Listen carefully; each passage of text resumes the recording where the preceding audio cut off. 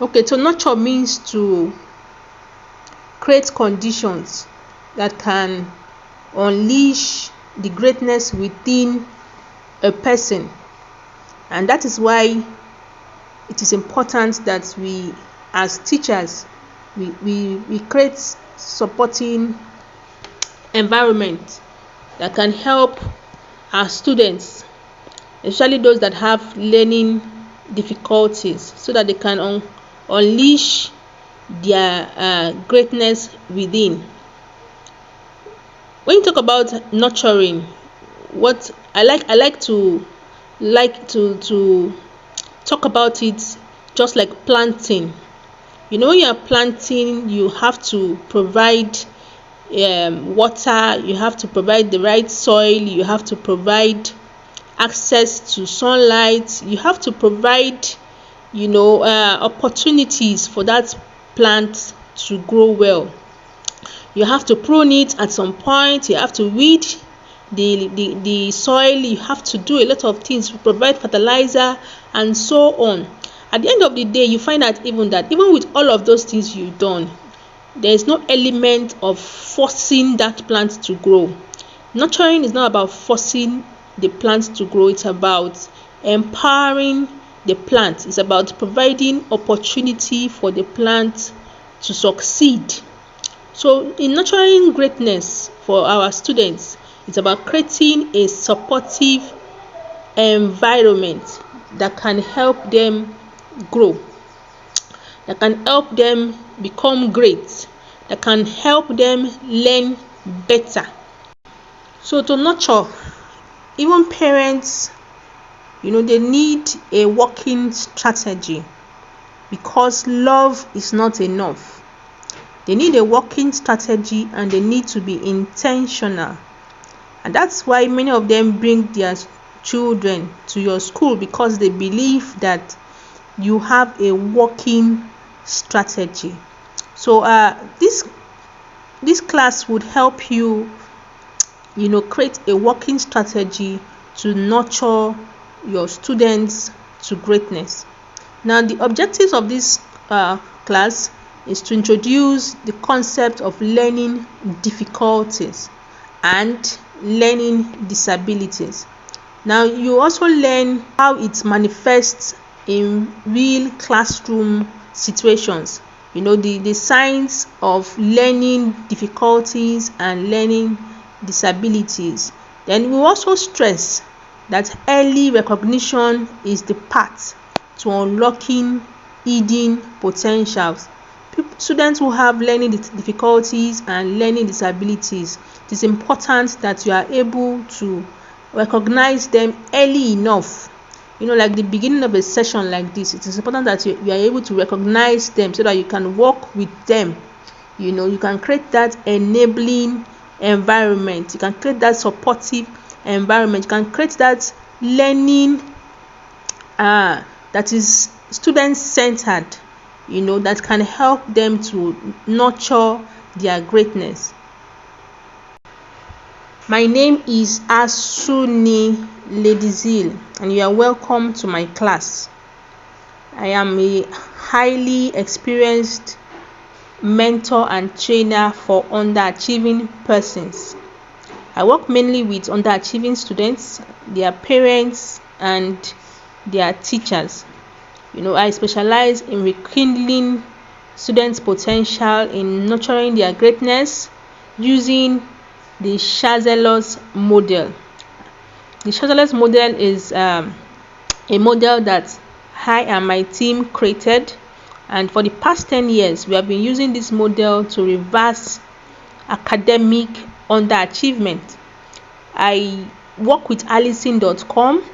Allison.com is a training platform, it's an online training platform or e-learning platform where I create courses that has reached over 21,000 learners globally. My expertise spans education, personal development, and teacher training, grounded in real classroom situations and mentoring. So I like to mentor teachers, I like to mentor students, and it is really a pleasure to be here and share some of these ideas with you, and encourage you to work with your students, provide them enabling environment so that they can unlock their greatness. Now let's talk about the brain. A student's brain is like a city with many roads that leads to a destination called learning. Some roads may be temporarily blocked, meaning that the student has learning difficulties, while others are built differently and they require expert navigation. So if you want to pass that road to the destination called learning, you need to have expert understanding or expert ability to navigate that road. You can't be a learner when you want to navigate that road, and that kind of road is what we call learning disability. So with either learning difficulty or learning disability, it is important that we recognize them early so that we can reroute traffic, we can seek help so that we can still reach our destination. Now, for the purpose of this course, I'm going to have to state clearly that learning difficulties and learning disabilities are very similar but very different. Now you'd understand this as we move on, but for the meantime, I need you to know that a child's brain, let's liken it to a city, that leads to a destination called learning. Now some roads are blocked, and these roads are temporarily blocked, which cause learning difficulties. What I mean is that learning difficulties are temporary situations that can cause the students not to learn, while there are other roads that are built differently and for which you need expert understanding or expert knowledge in order for you to help that student to learn. So let's talk about learning difficulty. Learning difficulty is usually temporary. In fact, it is situational. It is situational because something has to happen for it to come in play. The blocked road has to happen perhaps because there was a fight on that road, and the people there decided to block that road, or there's a party on that road, or so on. So it is situational. Something happened for that learning difficulty to have come into play, and it is usually developed, meaning it was not there before but it eventually became developed. Now it can be due to poor teaching or even skill gaps. It can be due to language barriers, lack of resources, and so on. It can even be due to trauma, family problems, and bullying. Yes, bullying can cause students to have learning difficulties. It can also be due to health factors such as tiredness, poor nutrition, and even eye or ear problems. If a student has a eye problem, the student may not be able to learn much from a particular place in the class. For instance, if the student needs to be in the front of the class and you place the student at the back of the class, it can cause the student to have a learning difficulties. And learning difficulties are outside the brain. So it's not a brain issue, it's just a situational issue, and it is usually related to the mind, and it can be reduced or removed with the right support. Now let's talk about learning disabilities. Learning disabilities, on the other hand, are quite the opposite, and they are much more difficult to handle. Remember that I said they need expert navigation. There are roads that need expert navigation because they are usually permanent and they need to be managed, and they are usually persistent. No matter what you do, they keep coming. You keep seeing them because there's almost nothing you can do about it, and they are usually inherited. meaning they are genetic, and the brain is designed differently. Just like you notice many of your students have different way of seeing things. Yes, and some of them, I tell you, may have learning disabilities because their brain is designed differently. But this does not mean that they are not intelligent. It's just that their brain is designed differently, and they need expert teachers expert teachers in learning disabilities to be able to help that particular brain to reach the destination called learning. You see, learning disabilities can be due to pregnancy or birth complications, perhaps when the mother was pregnant or even after, and so on. It can also be due to injury or illnesses. Yes, a person can have learning disabilities because of an injury or an illness. Yes, and it can also be caused by unknown factors. Some people can claim that it has never happened in their family, and yet a child has a learning disability. This is very, very possible. So when parents tell you that nobody in their family has dyslexia and their child has been confirmed to have dyslexia, don't doubt them. This can also be very, very possible. So moving on. So here is how they manifest. You see, when students have learning difficulties, they may not be able to follow what you are teaching them because they've missed earlier skills, or earlier foundational understanding. They may withdraw, they may show some kind of withdrawals. They may be anxious. They may begin to act like clowns to hide their struggles. Some of them will even understand a concept but will not be able to express it in simple language. Some show poor concentration. They may not be able to concentrate. Some of them will be lazy. They begin to act lazy. You begin to worry about how they are doing because they were not doing that before. You understand? So at the end of the day, you find out that if you look deep enough, you find out that it is situational. Something happened that caused them to have that learning difficulty at that point in time.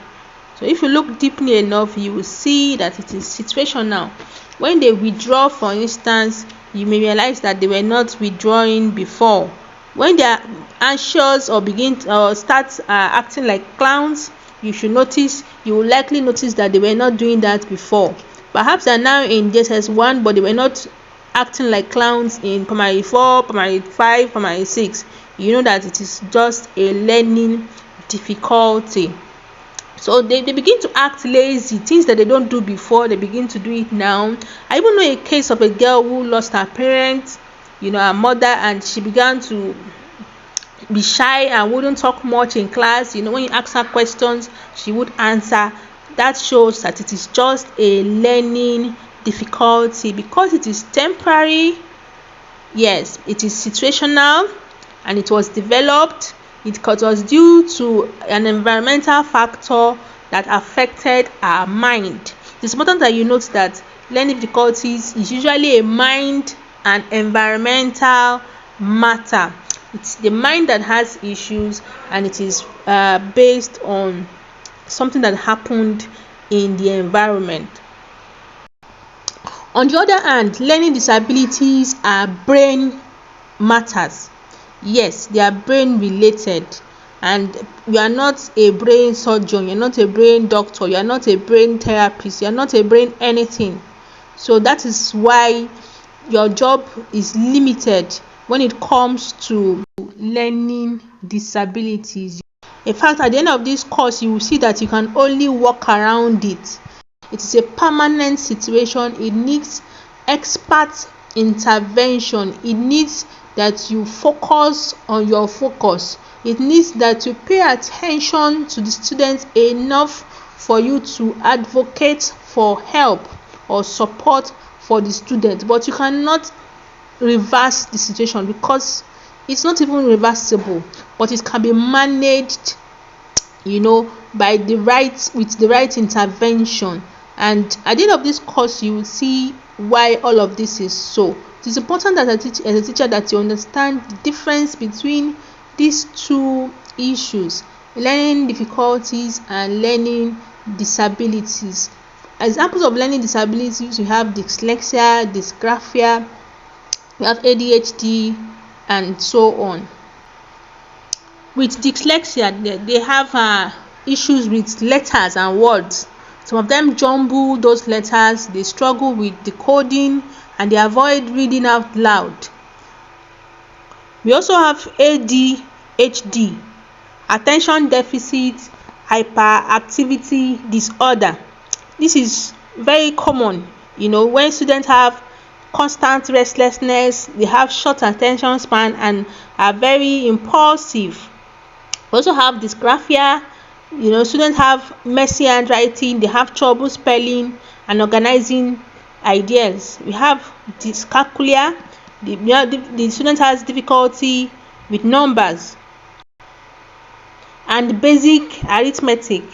And we also have other general processing issues. We call them cognitive processing issues, meaning that they need much longer time to complete tasks. They have memory lapses. They tend to forget a lot of things. They know it today, tomorrow they've forgotten. It is important that you know that learning difficulties and learning disabilities can both manifest as cognitive processing issues. Let me explain it this way. When a student has learning disability, the student likely, or even at times definitely, has a cognitive processing issue. The chances of that student having a cognitive processing issue is much high. It's very, very high. In fact, almost as high as 99%. But when a student has a cognitive processing issue, it doesn't mean that the student has a learning disability. So in that case, if such a student does not have a learning disability, it may be considered a learning difficulty. So I don't want to confuse you, but in the next session I'm going to talk about cognitive processing issues in detail, so that you can see how to tackle it, especially in line with nurturing your students' greatness. So moving on, what are the myths that are related to learning difficulties? Some people believe that when a student struggles, when a student has learning difficulties, it means that the student has a disability. By now you know that is wrong. The fact that the student has a learning difficulty does not mean he has a learning disability, because learning difficulties are usually temporary. They can be caused by factors that are not related to learning disability at all. Then also, some people think that when a student performs poorly, the student is lazy. By now you know that learning difficulties can be due to missing skills, low motivation, or external stressors that many can see as laziness, even though that is not true. Some people also think that health or emotional issues does not affect learning. By now you know that health or emotional issues can affect students' learning and cause learning difficulties. So let's talk about the myths of learning disabilities.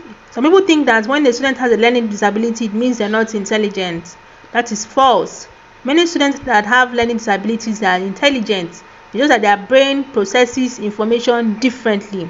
Some people also think that with learning disabilities, students can outgrow it. No, learning disabilities are lifelong, they are permanent, but with support, students can thrive.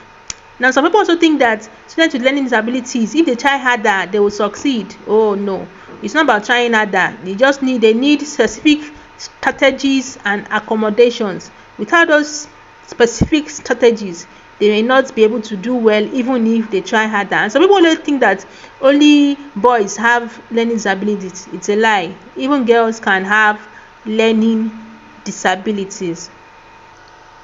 Okay, it is important that we recognize students who have learning difficulties and learning disabilities early enough, so that it can save us a lot of stress, and it can also prevent frustration When a teacher does not know exact issue that a student has, the teacher can be frustrated and even lose confidence in himself.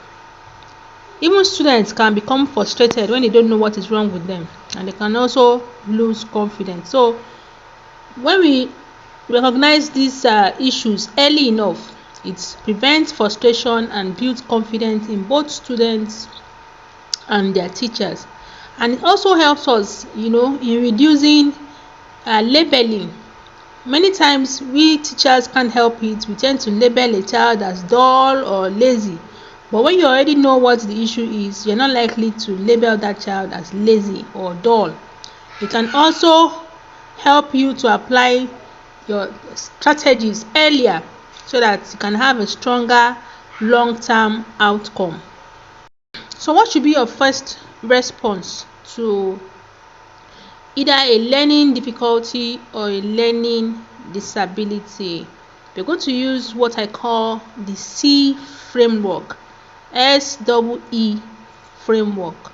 The first thing you're supposed to do is you spot the signs of either learning difficulty or learning disability. Once you're able to spot these recurring signs, once you're able to spot the pattern, that this is the time to set up what we call a trifocal meeting.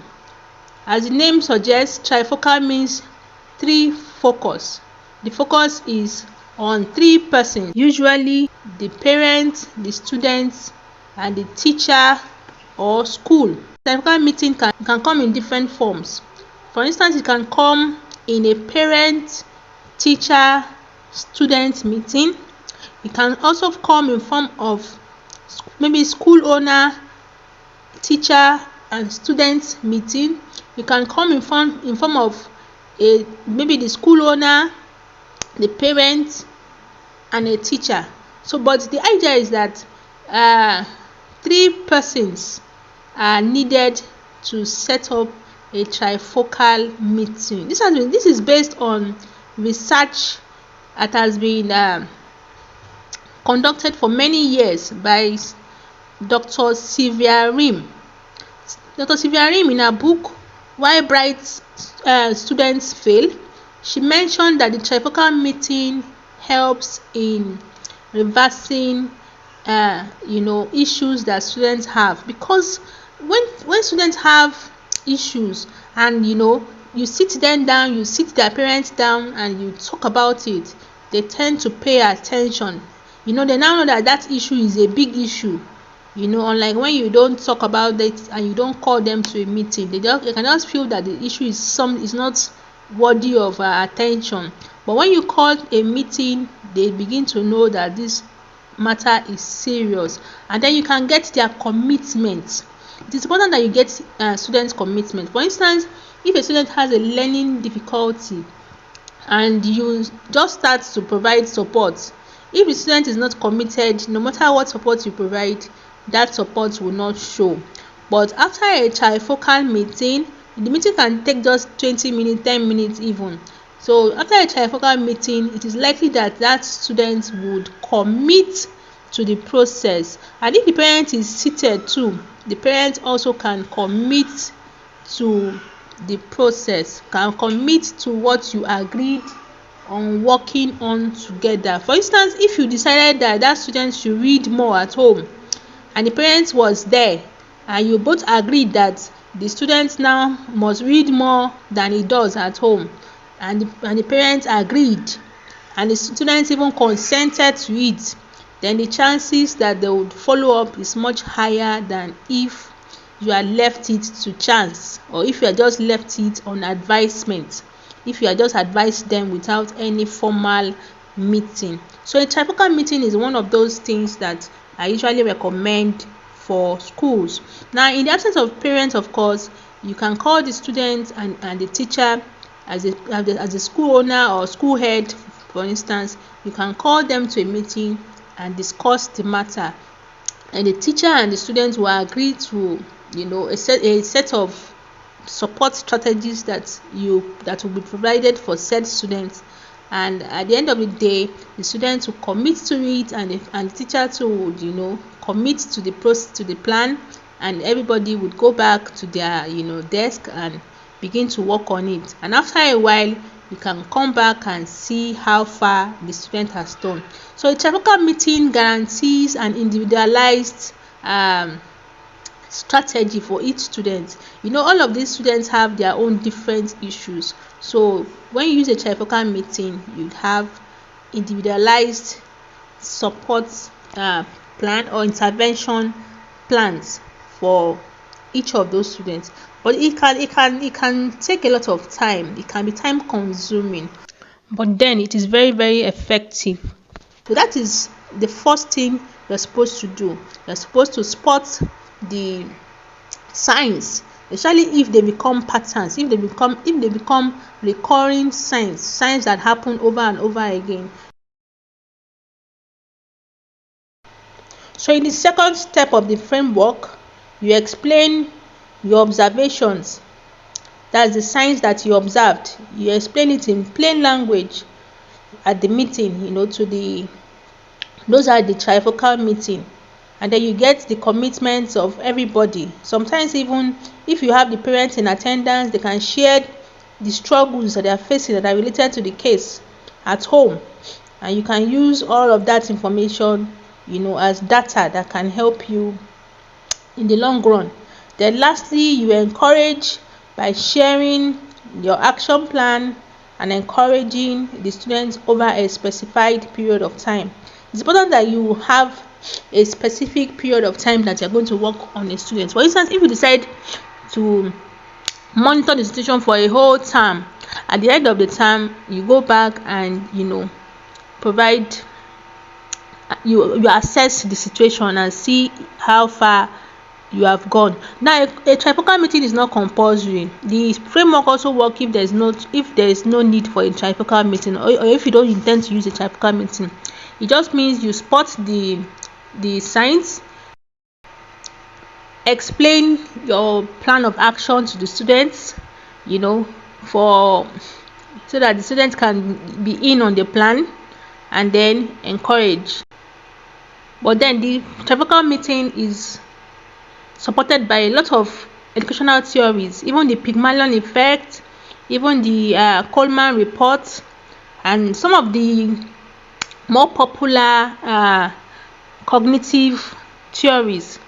So I really recommend a trifocal meeting. But in the absence of the trifocal meeting, the framework also works. So when you think about learning disabilities and learning difficulties, which of your learners come to mind? Do you have students who you currently think may be having learning difficulties or learning disabilities? I'm sure you do, and I'm sure one or two of them come to mind.